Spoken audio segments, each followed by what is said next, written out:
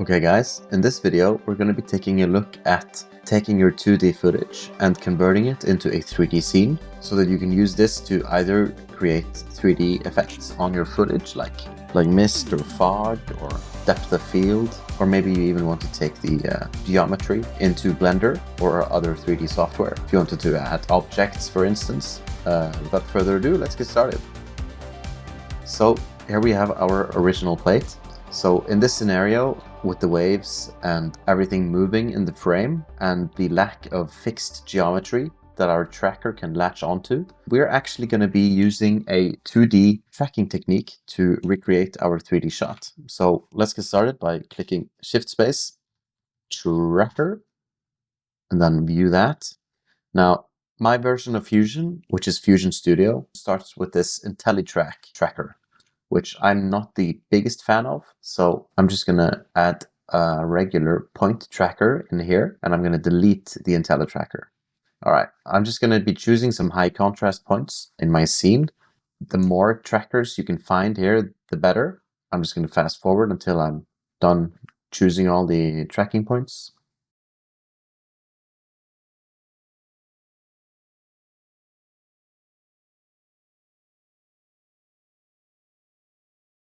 All right, when you've set your preferred number of trackers to where they need to be, come into tracking up here and hit the middle button to track forwards and backwards, like so. Now, if we come into the operation tab and change the operation from none to match move, and then we change the merge setting from foreground over background to background only, if we play the clip, you'll see we have essentially stabilized the footage to such a degree that it's almost a static camera movement. There's just one small problem, however, and that is that the footage itself is being moved in and out of frame in the edges.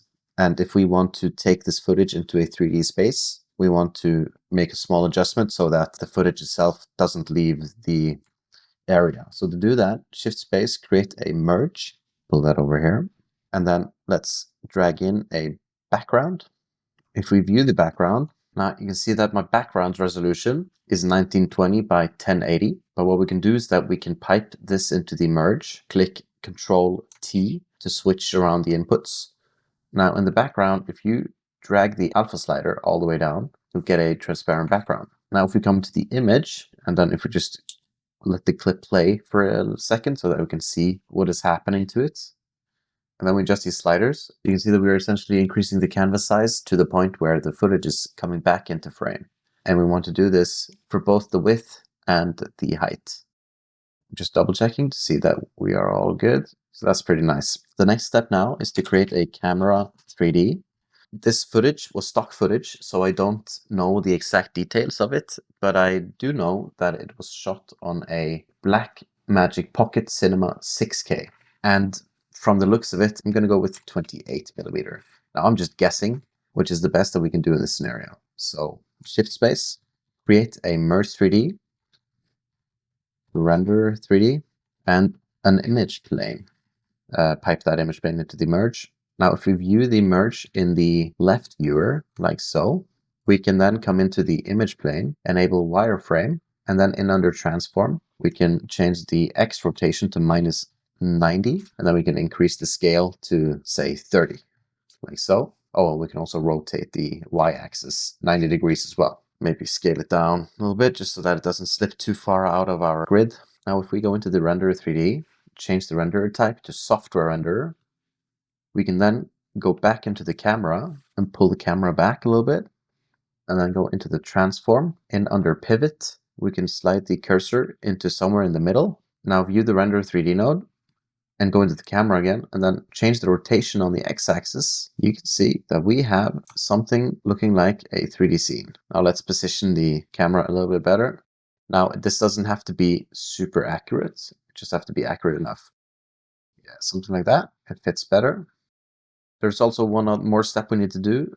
We need to go into Render 3D, go into the Image tab, and change the resolution to be the same resolution as the background. So change it to 2185 and 1219 in this case. Now, if we then copy the tracker node connect the footage into the yellow input of the tracker, and then the render 3D into the green input of the tracker. If we view that and then go into the operation. Now, if we change this to foreground over background, you can see we are back to the footage as it was, but now we have a 3D grid tracked on top of it, which is quite nice. Let me also just Alt click here and then hide incoming connections and drag this a bit down like that.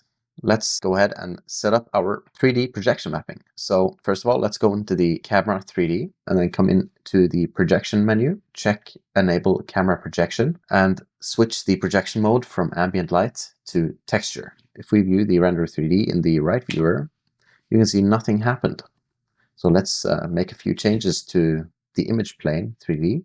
First of all, go into the controls and then disable wireframe again.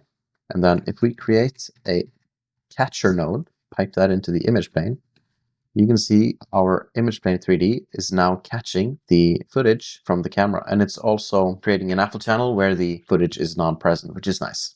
And we can build on this by adding a shape 3D, pipe that in. Now, if we change the shape from a plane to, say, a sphere, and then we increase the size of the sphere to something like 50, if we pipe the catcher into the sphere, you can see that the sphere is essentially adapting the projection as well. Oh, and also go into the camera 3D and then disable image plane. Let's also just fine-tune the sphere by scaling it down so that it's just clipping the image plane, like so. And then also let's just adjust the latitude sliders so that it's not too much footage is sticking through the floor, like this. Okay, so this was the projection setup. Now we have a very rough representation of the scene in 3D.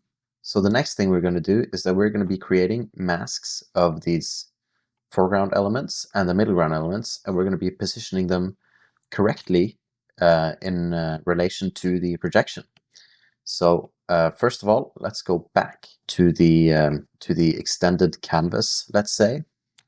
So first things first, let's create a mask for our foreground. So create a Lumakeyer, pipe the merge into that, and then play around with the sliders until you have the ocean isolated. Oh, and invert like this. So this is already a pretty good starting point.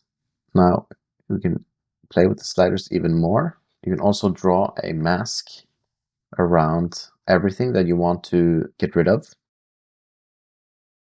And then pipe that into the garbage mat of the Lumakeyer. And then we can draw a mask like so to get the parts of the foam on the beach as part of the layer. What we also can do is that we can quickly create a magic mask, pipe that in there, just move these around a little bit. With the magic mask selected, just click and drag on your subject to draw a blue line, which will essentially cut them out. So something like this. If you Alt and drag, you will create a red line, which will essentially tell the node which parts of the frame you don't want to use. Hit this middle button in the panel here to track forwards and backwards. If we combine these two together, now you can see we've essentially created a masked layer, but we can also feather the mask a little bit. So now the next step would be to get this into the scene. So split the viewers again. Now if we go into the merge and then copy the camera down here, we pipe this foreground into the camera. Also, let's rename the camera to FG, the foreground.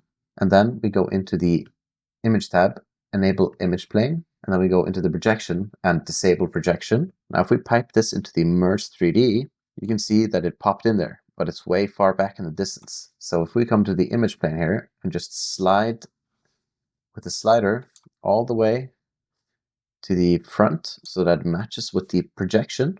So something like this. So you can see that it's matching perfectly. And that's because we are using the image plane in the camera. Like you could add an image plane in 3D space, but there's no way to guarantee that it would match perfectly and it would take a lot of time to line it up. But now you essentially have this layer lined up here in 3D space quite nicely. What we also could do is to get rid of the black line there. We can just pipe the merge into the second merge, go into the settings of that second merge, and then multiply it by mask. And now we've gotten rid of of that line. So that's the foreground. Let's just reorganize this so that it looks a little nicer. Now let's do a quick mask for the middle ground. So create a Lumakeyer, pipe the footage into the Lumakeyer, play around with the sliders, invert it. There we go. We can also just draw a quick shape around the rocks that we want to keep. Something like that. And if we pipe that into the garbage mat and then invert the mask, we have these pretty much isolated already. So if we just do the same thing as before, we copy the camera, rename this new camera to MG for middle ground, pipe the middle ground into that, and then pipe that into the merge, and then go into the image and make some adjustments to the depth of the image plane so that it will fit the scene properly, like so. Now you can see we have a 3D representation of our scene. Now you can see there is an artifact around the edge, which implies that there is a small mismatch. So to just quickly fix that, come into the camera 3D, and then in under projection, change that to height. So just to see what we've done essentially, if we just view the tracker now, and then come into the render 3D, if we go into the accumulation effects and then enable accumulation effects, if we come into the camera 3D again, controls, now if we come in here and then we change the focal plane, you can see now we have the ability to have depth of field. Now this is very extreme. We'll just go ahead and decrease the amount of depth of field blur and then also increase the quality a little bit. Now, is this perfect? No. The main issue is that the man and the rocks are still on the ground plane. So you could go in and paint those out, but that would be for another tutorial. But for now, let's just add a clean plate quickly. Go into the clean plate, set it to ranges, and then we pipe the foreground into the white input of the clean plate node to essentially create a garbage mat. Now if we go into the merge 3D again, you can see we have essentially removed the man from the ground plane. We can also grow the edges a little bit, like so. You can also create an erode and dilate mode and have in between these. Now this is just a really quick fix. In the real world, you would have to go and paint these out manually, of course. And also we can lower the depth of field even more. And there, this mask as well. And then this mask as well is including a little bit too much of the foreground. But yeah, now you have a rough 3D scene based on your footage. Hope you found it useful. Thanks for watching and see you in the next one.